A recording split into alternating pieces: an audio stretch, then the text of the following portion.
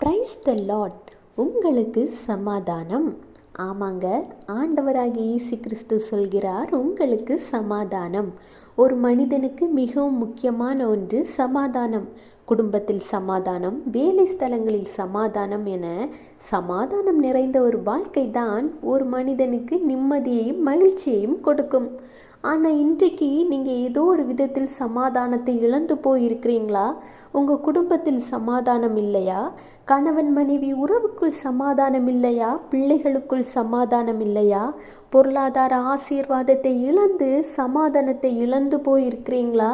நோய் நொடியினால் சமாதானத்தை இழந்து விட்டீங்களா? கவலைப்படாதீங்க.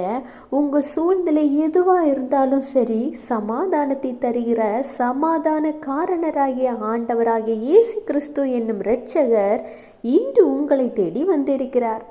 கர்த்தர் சொல்கிறார், சங்கீதம் 147:14, அவர் உன் எல்லைகளை சமாதானம் உள்ளவைகளாக்கி உச்சிதமான கோதுமையினால் உன்னை திருப்தியாக்குகிறார்.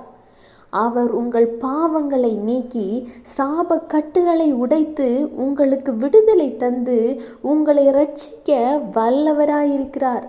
ஆண்டவராகிய இயேசு கிறிஸ்து இருக்கிற இடத்தில் சமாதானம், சந்தோஷம், மனமகிழ்ச்சி உண்டு. எனவே இன்று முதல் உங்கள் எல்லைகளிலும் உங்கள் எல்லா காரியங்களிலும் நிறைவையும் ஆசீர்வாதத்தையும் மட்டுமல்லாது நீங்கள் தேடி அலைந்து கொண்டிருந்த சமாதானத்தையும் காண்பீர்கள். Have a blessed day. Jesus bless you.